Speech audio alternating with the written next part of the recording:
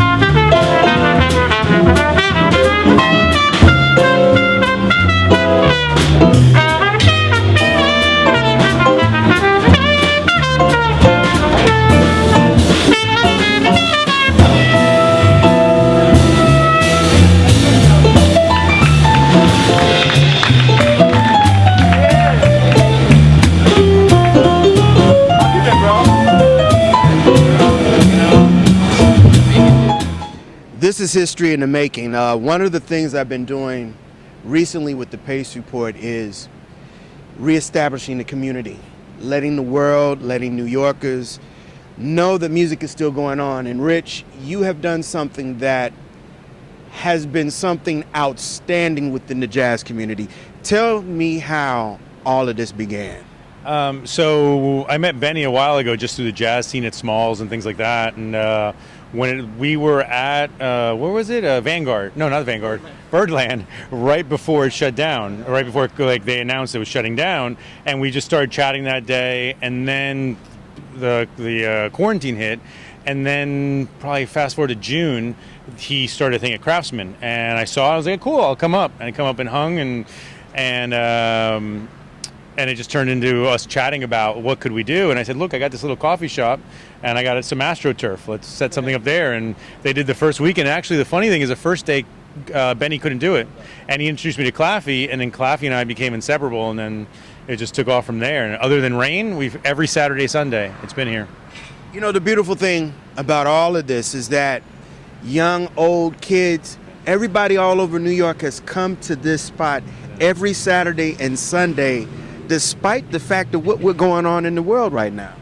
Yeah, I mean, I think it speaks to kind of the incalculable loss of everything that's going on. Everybody talks about people that have lost jobs, and of course all of that is priceless, but the thing that's harder to quantify is that community and that socializing that we all have been, quarantined for months and months, that you see it. I mean, you really see it on people's faces at these jam sessions, like the rejuvenation and just that spirit that we all as New Yorkers, that's why we cram into this city. That's what we're here for. And you see it on people's faces just to come out, and we're outside and we're distanced and people have masks and you're trying to be observant of everything that's going on. But even within that, you just see the spirit. People are like coming back to life, and we've all missed it so much. So, kudos to people like Rick and Terremoto for giving us a place to bring that back. I mean, you've been all over town, man. You know where all the spots are. You've seen it. It's been like giving us life. I told you yesterday, and Rich, I'm going to piggyback on what I told Benny yesterday. He had hip surgery just a week ago. Yeah, that's crazy. I mean, this guy had hip surgery. Yeah, 10 days ago. 10 days ago. And then on top of that, we're not even talking about George Cable's and his situation over 2 years ago. I mean, diabetes, all of this. Yeah. Here are our elder statesmen in the community, and these guys came out and kicked and hauled ass last night. Yeah. Oh, yeah, no, to see that, one of the things, we just filmed an episode of The Django with Victor and Mark Whitfield and Pat Bianchi. And we had this great about hour with Victor just doing an interview and laughing and joking. And he brought up all these subjects. And he said he moved to New York at 17 years old. I think he's from Oklahoma or Utah, somewhere out there. And he said he moved to New York to rub shoulders with the greats. And we have that on camera, and it's great. And he kind of returned that favor yesterday, because I saw all those kids. Ari's got a great picture of Charles Gould sitting on the steps, looking at Victor like a little kid. And you see TJ over here, like all these drummers were just like, oh my God, guys up on the steps looking down at the way he was playing. And that's what's amazing. Him, like all these guys, Eric Alexander, who did some stuff with us, Eric Pelt, Farnsworth, Joe Saylor came by and played, like playing a patch of grass on a side street in Manhattan. These are guys that are used to playing like 3,000 seat venues in Europe.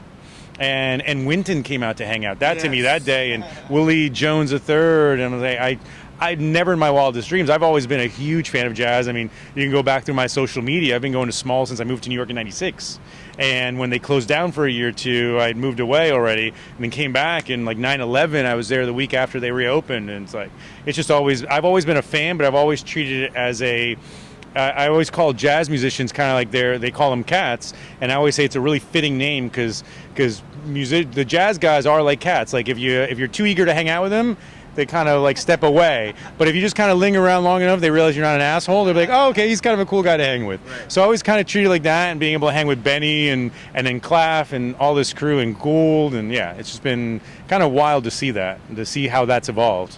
Victor told me, he told me like, man, I just can't sit home. He said he said he starts therapy, and I'm like, dude, this is therapy. Yeah, this is the real therapy. Forget this. Benny, I'm want to ask you how you've been able to reach out to the jazz musicians to come and just do one or two songs here, because I know this is your life. We talked about this the other day. This is your life. This is like what you guys have been preparing to do all your life, and to do this in a limited scale and to have the cats come out.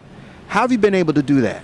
Well, everybody has to have a lot of patience, I think, a lot of understanding.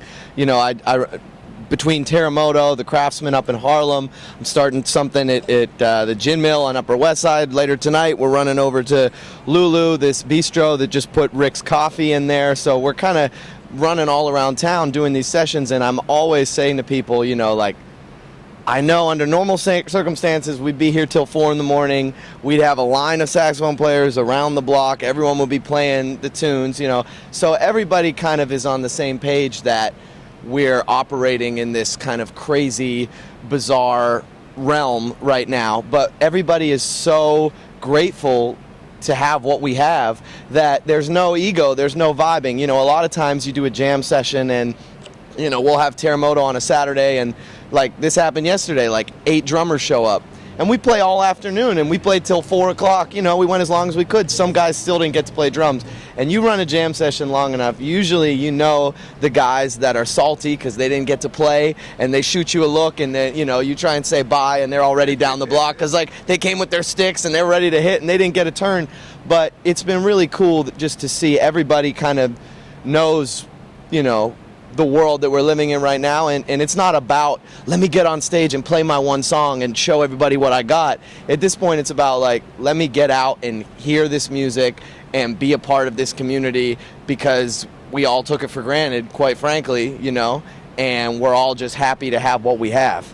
So it's been a group effort. Everybody has to be on the same page with that, and you know, I hate being the bad guy and running a jam session and not everybody gets to play. So we try and spread it around. You know, we'll play at Terremoto as long as the cats will hang. You know, and we try and do it just because everybody misses it. We all need it. You know.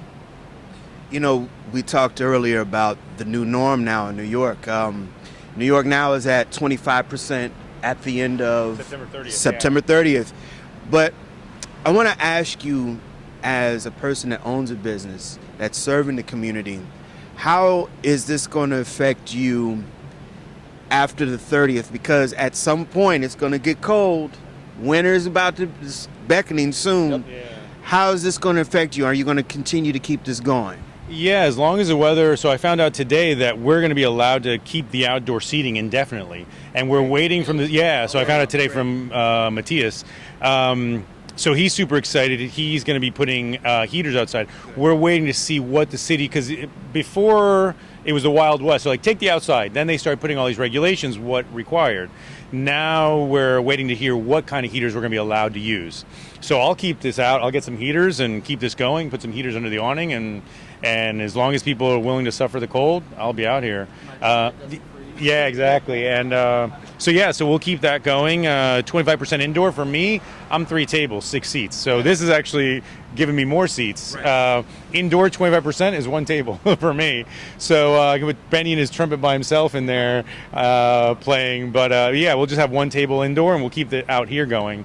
And then for like talking, most of my friends in the restaurant business, they're excited that they're going to be able to do something indoor. Lulu has a little underground speakeasy that was opened right before COVID, so now they're excited to be able to go back down there, figure out what they're going to do. I spoke to him today about possibly hosting a jazz night there. It's 20 people allowed indoor, so that'll be pretty cool. I don't know what's going to happen with places like the Vanguard. I mean, they had more seating. Smalls has 80. Dizzy's now, that's super exciting because they're a union hall and it's a huge room. So we'll see what they'll be allowed to do. Birdland, Smoke. Well, Birdland, they built that theater downstairs, so they should be, and they have the big room upstairs, so they shouldn't really have a problem with that.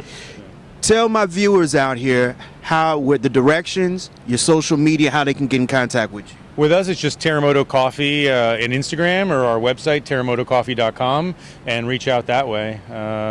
That's the best 2 ways. So.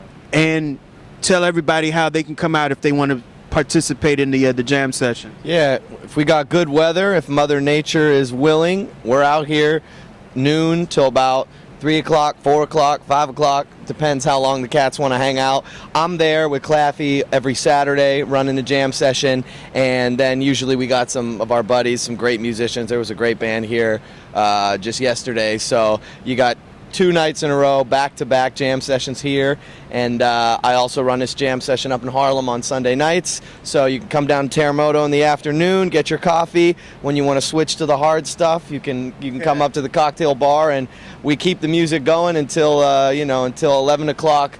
The chariot turns into a pumpkin, and everybody gets to close. So We party till 11 o'clock p.m. these days.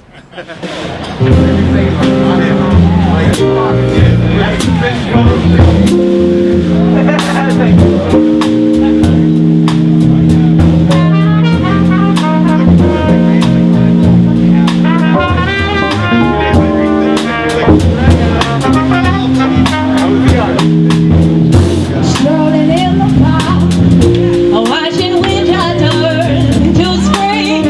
I feel the love. Walking in the dark, 'cause seeing loved ones do their thing. That's the time. I feel like I'm making love to you, to you, to you, to you, to you, to you. That is the time. I feel like making dreams come true. Yeah, baby.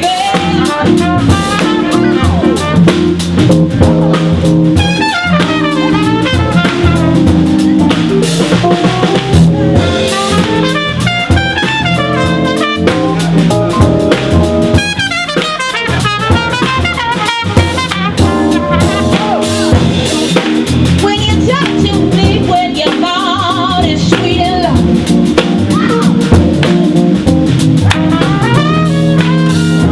that's when you're hurting me. That's when my feelings start to show.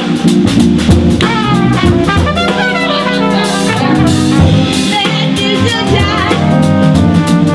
I feel like making love. That is the time. I feel like making dreams come true. Oh, baby.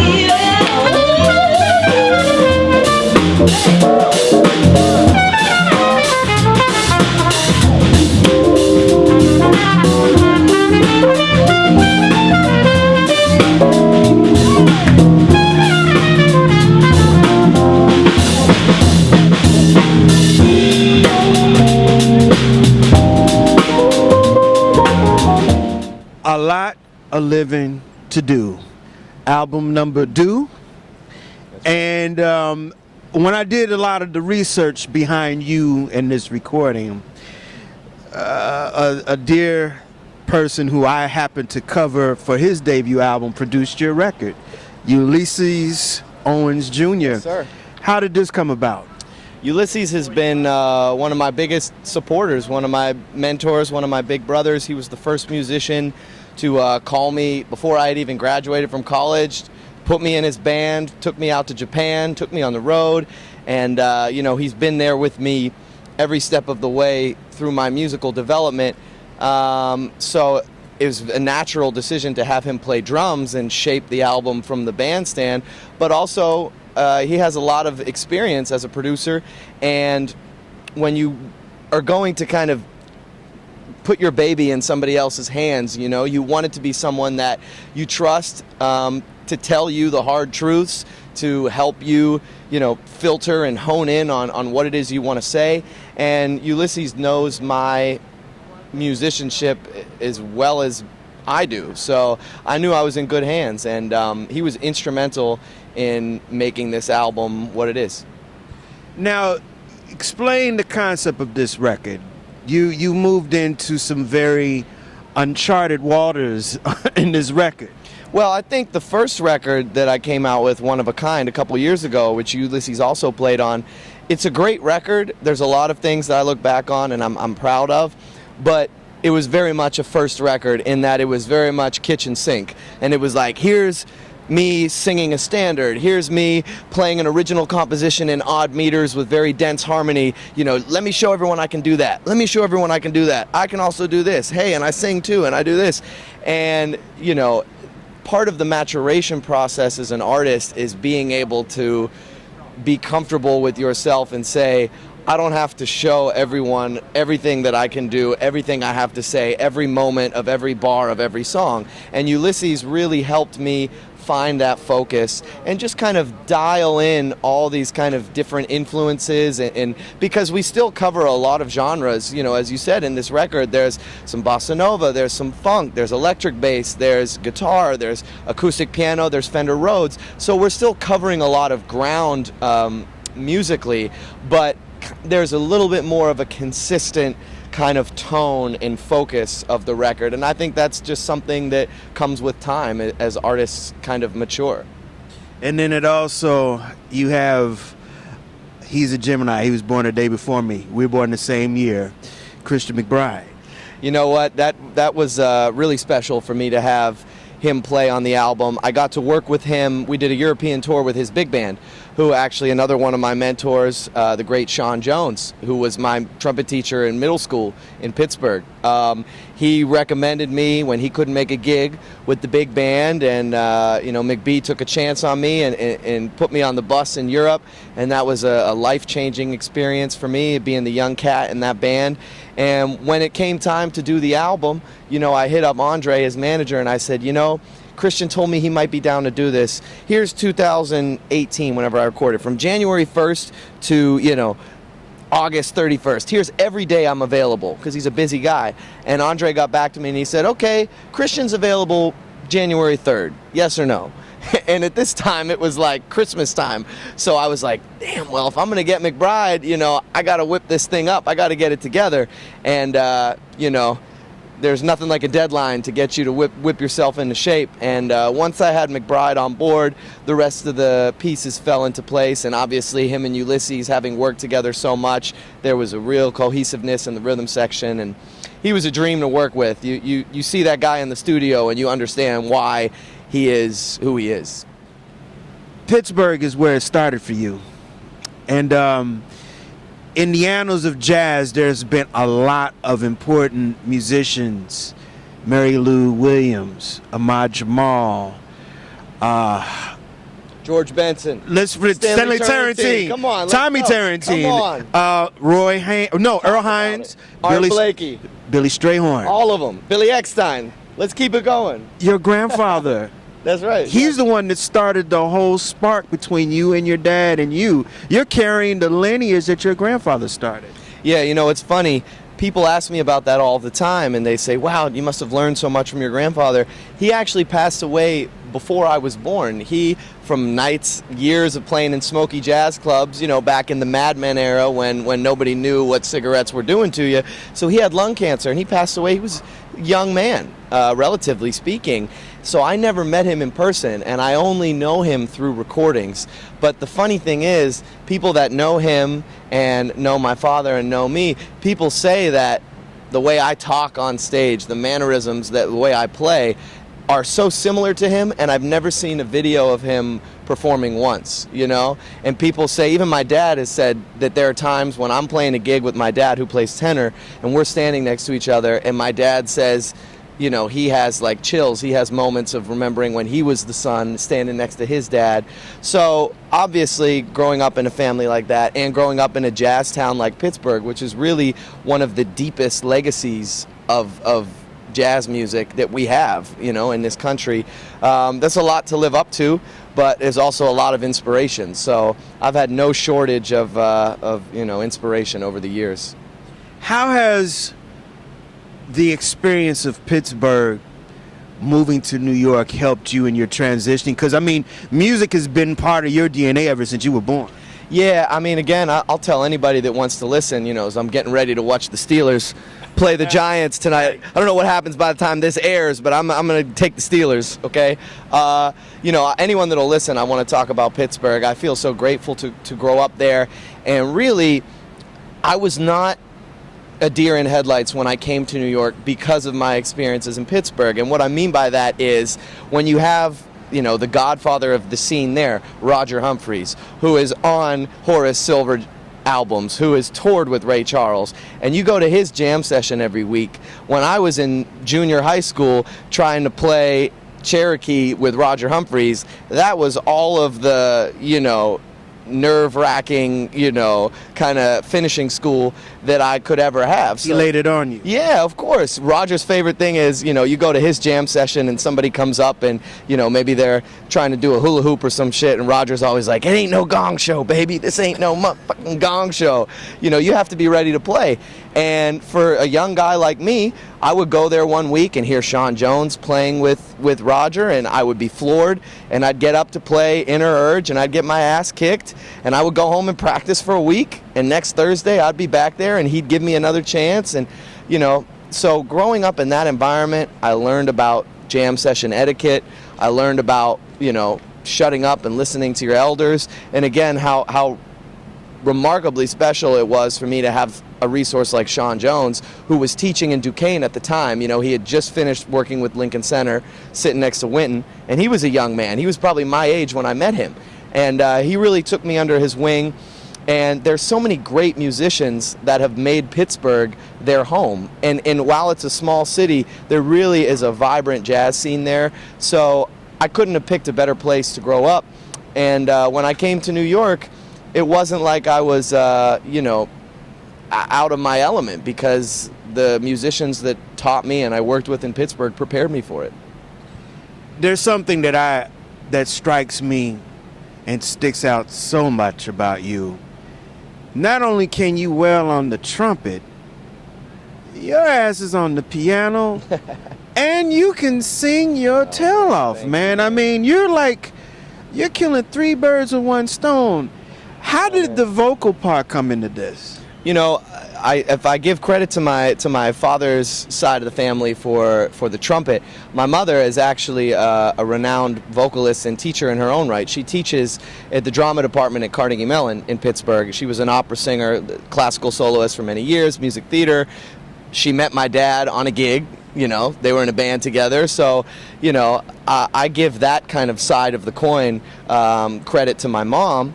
And, she also brought me up in music theater. So, of course, all of the great jazz standards all came from show tunes. So, even the music that I end up writing, some of the originals that are on the new album, A Lot of Livin' to Do, they are songs that are in some musical from, the 50s in Tin Pan Alley that never happened. I'm just trying to write music like Cole Porter and, Jimmy Van Heusen and Irving Berlin and these cats. When I'm writing a vocal tune, that's kind of where my head is at.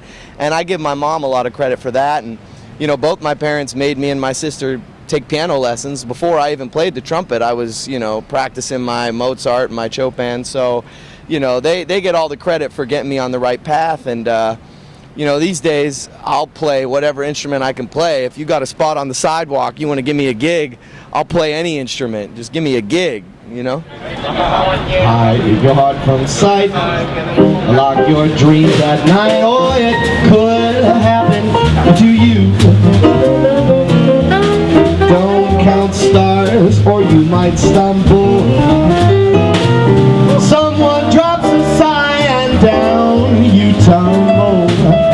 Keep an eye on spring, run when church bells ring. Oh, it could happen to you.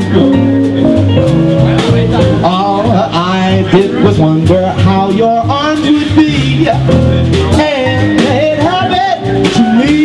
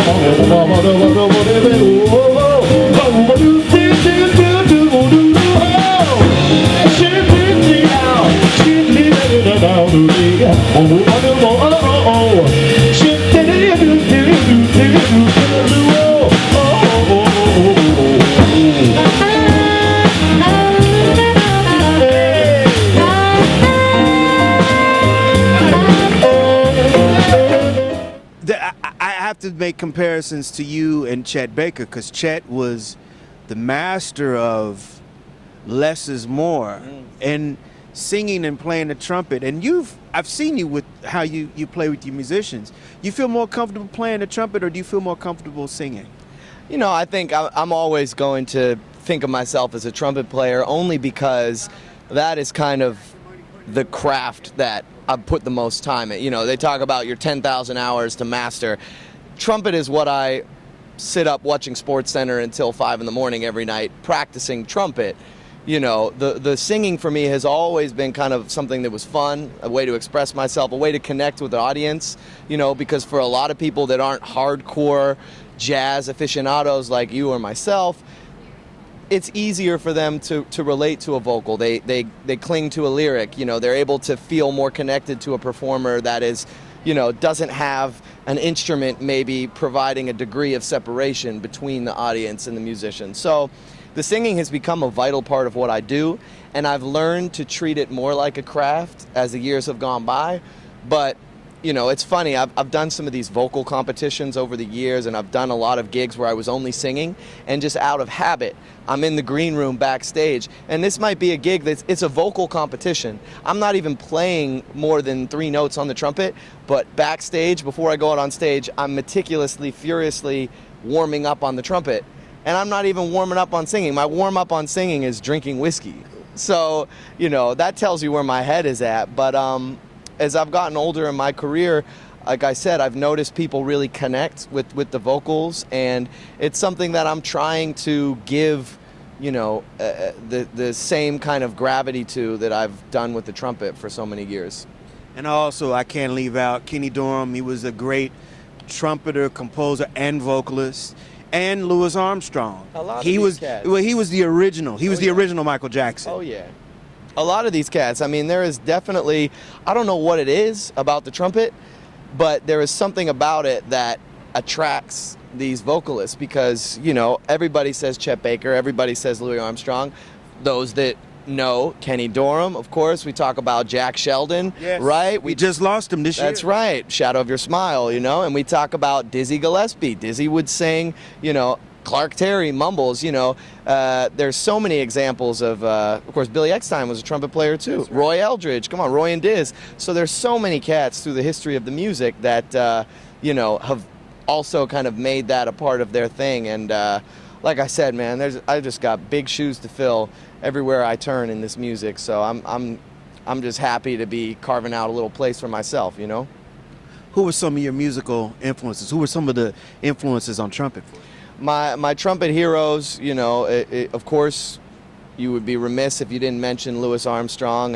And to me, you know, you hear Pops play one note, and people talk about that. That's kind of what the spirit of jazz is. You know, the way Louis Armstrong plays his horn, you hear hope, you hear resilience, you hear the struggle, you know, knowing what people of his era went through, you know, to make sure that this music could get to me in 2020. You know, you hear that when he plays, and he will always be in anyone that picks up a trumpet. Of course, some of his contemporaries, Sean Jones was in my ear when I was in middle school. I love me some Freddie Hubbard. You know, I love Clifford He's from Brown. my hometown, There you Indianapolis. go. There you go, man. Yeah. Carmel, Indianapolis, or something like that. Oh, right? he's from He's from Okay. that town. He's from that town. There you go. There you go. Along with the Montgomery brothers. Okay, there you go. There you go. Yeah, man. So, of course, I love all the hard bop guys, Lee Morgan, Donald Byrd, Freddie, as I mentioned, Clifford Brown, you know, all of these guys. That's my home base, because you grow up in Pittsburgh. Pittsburgh's a hard bop town. Yeah. So you go to the jam sessions in Pittsburgh, and you're playing Moanin', you're playing Sugar, Stanley Turrentine, you're playing that, you know, really deep swinging, rooted in the blues music. So those trumpet players, you know, the Blue Note Cats, that's kind of always my home base. You know, Benny, I moved to New York City in 2008 when the financial crisis took place, and now we're in New York right now is going through another, I would say, renaissance and change. What do you suggest musicians now who are in school, finishing school, if they want to dive into New York at this moment? What are some of the things that you tell them, some of the advice that you give them? Well, I think the same rules always apply, even in the middle of all this that we're dealing with now, and that is, it's not enough to just do the work, shedding your instrument and working on your musicianship. That's a given. If you're in New York City, we're assuming that when we don't see you out, you're practicing all day and all night, because that's what the best people do. So, you know, I don't give a young musician a pat on the back because they told me they practiced for 3 hours yesterday. I'm assuming they're doing that because that's what the level is here. Where a lot of young musicians, it's harder for them to get comfortable is in the social aspect of the music. And of course, in light of dealing with the pandemic, everyone is going to have a different comfort level as far as going out to a jam session, or, you know, I have singers come up and they want to sing on the jam session here at Terremoto, and they bring their own microphone in a Ziploc bag because they don't want to play the same microphone with me. And I understand everybody has different comfort levels with that, but, you know, if you want to ingratiate yourselves to kind of the gatekeepers of the scene here in New York, it's always been the same in jazz music. It's an oral tradition. It's a social music. You have to go out and you have to hang. And for a lot of young musicians, you have to be prepared to go to Smalls 20 times and pay a $20 cover before the doorman is going to recognize you and hear you at 4 a.m. at the end of the session and know that you're a cat and get you in. And, you know, you have to kind of just commit yourself to being a part of that scene, which, you know, someone like you're a great example, because every one of these nights that I've been out here, I see you documenting and you know, setting an example. So any young musicians, if you want to know what to do, just follow this guy around and you're off to a good start.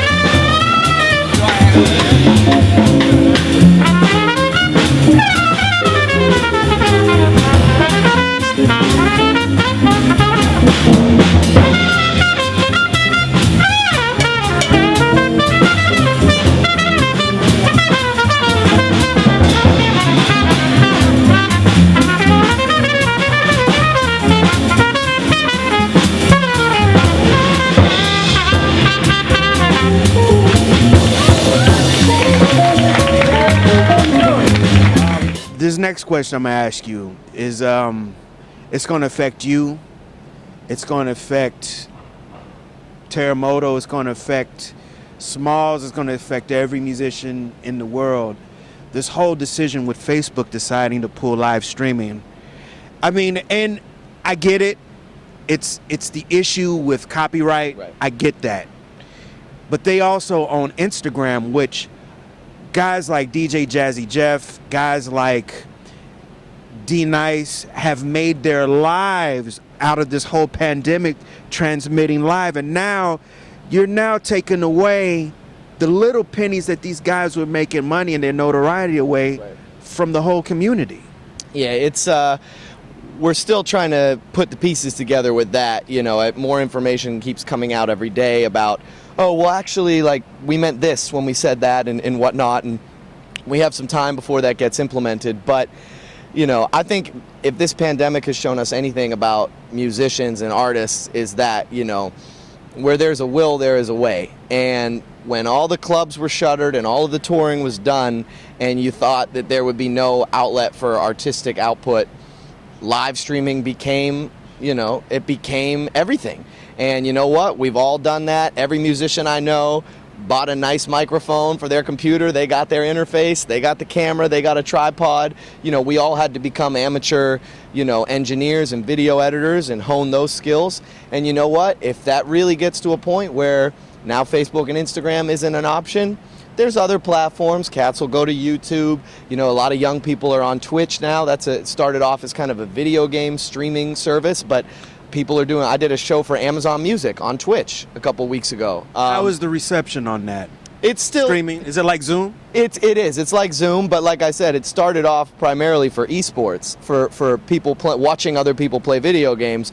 But now, you know, that's one of the biggest booming industries we have now, and they are pivoting to music, to where Amazon Music has a platform on Twitch, a lot at Pandora, Spotify. So there's always going to be another hustle, another angle. If live streaming goes out, I'm telling you, musicians, we are creative by nature, and you're going to find artistic output somewhere. People are going to find a way, but you can't understate the impact that is going to have if you're taking away that streaming. So we don't know what's going to happen, but I do know this: musicians will find a way to reach the people that want to hear their music.